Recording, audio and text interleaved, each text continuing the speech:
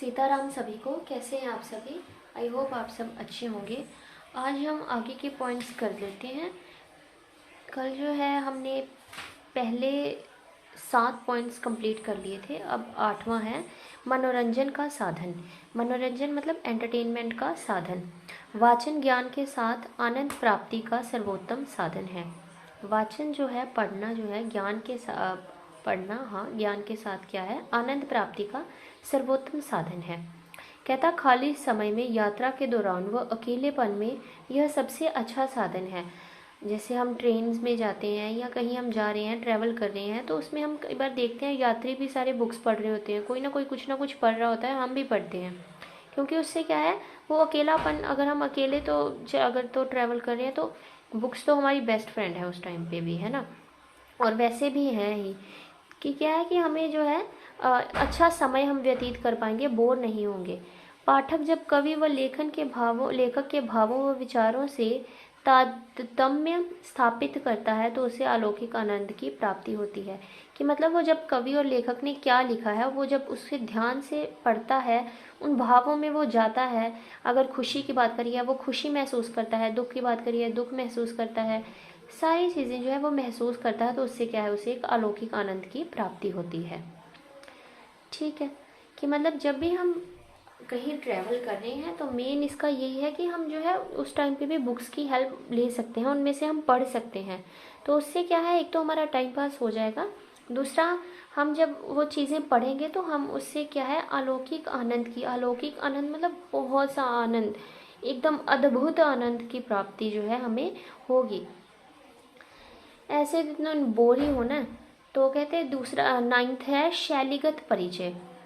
वाचन के अभ्यास से विद्यार्थी लेखक व कवियों की विविध शैलियों से परिचित हो जाता है। कि वो जब वो पढ़ता है ना, तो उससे कैसे कैसे, जब वो जैसे जैसे पढ़ता जाता है उसकी नॉलेज बढ़ती जाती है, उसे पता चल जाता है कि जो लेखक है या कवि है वो कैसे जो है अपनी मतलब किन किन शैलियों से, किन किन तरीकों से जो है अपनी कविताओं को लिखता है, उनकी शैलियों से जो है वो परिचित हो जाता है, तथा उनके भावों व विचारों को आत्मसात कर सकता है। उनके भावों और विचारों को जो है अपने अंदर ला सकता है, उन्हें महसूस कर सकता है, उन्हें जो है फील कर सकता है, जिससे उसमें निजी शैली के निर्माण की योग्यता आती है। अगर हम कुछ अच्छा सा पढ़ते हैं कि हमें बड़ों की मदद करनी, बड़ों का सत्कार करना चाहिए, छोटों से प्यार करना चाहिए, ज़रूरतमंदों की सहायता करनी चाहिए, तो वही चीज़ क्या है, हम भी अपने में जो है ले आते हैं, है ना। हम में भी वो चीज़ जो है उस अच्छी पॉजिटिव चीज़ का जो है हैबिट का निर्माण होता है।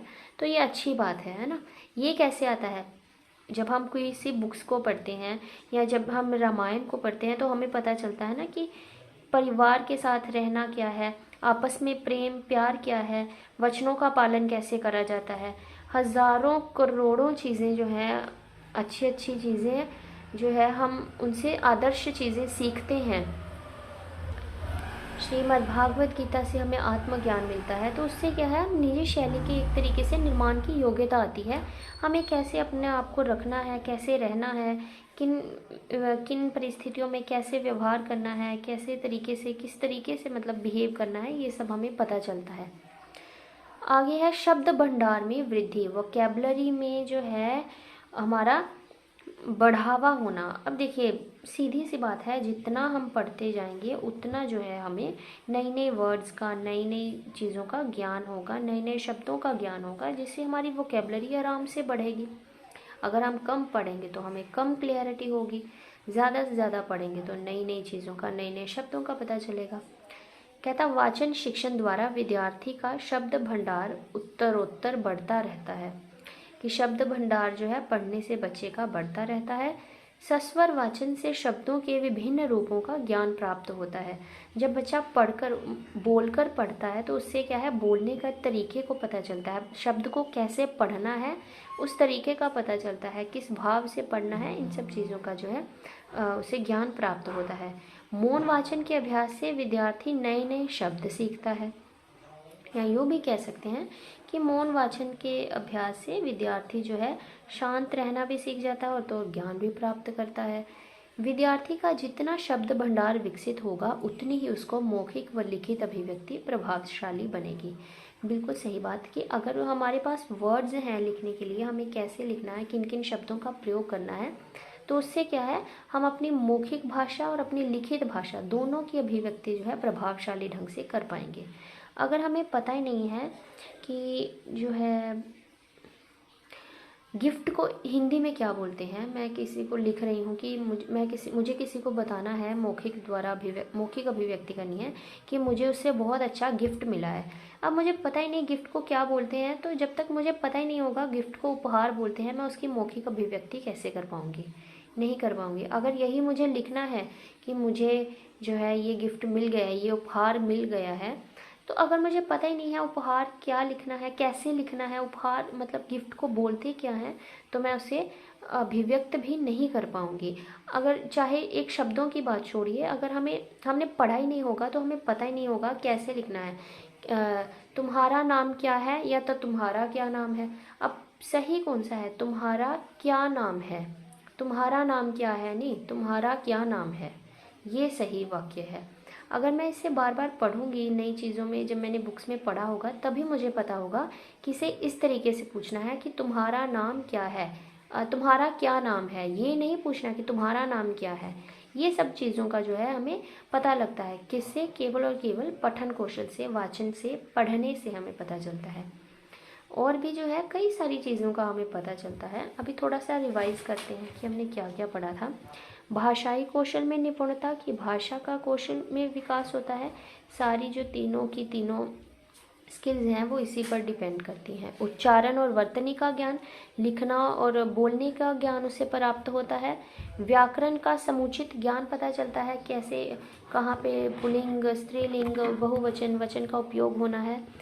उसके बाद मानसिक और भावात्मक विकास होता है। वो पढ़ता है जब तो उसका दिमाग भी चलता है, और जब वो हंसी, खुशी, ईमानदारी आदि के बारे में पढ़ता है तो उसका भावात्मक विकास भी होता है। आगे है सामाजिक विकास। अब उसे समाज पढ़ने से ही उसे पता चलता है समाज में कैसे रहना है, समाज के प्रति उसके क्या क्या दायित्व हैं, इन सब के बारे में उसे पता चलता है। ज्ञान अर्जन का साधन है, जितना जितना वो पढ़ेगा उसे ज्ञान प्राप्त होता जाएगा। साहित्यिक विधियों का आस्वादन, जब वो पढ़ेगा साहित्यिक कथाएं, उसकी सौंदर्य अनुभूति उसे कैसे होगी, केवल पढ़ने से, चाहे वो मुख से पढ़े, बोलकर पढ़े या फिर मौन रहकर पढ़े।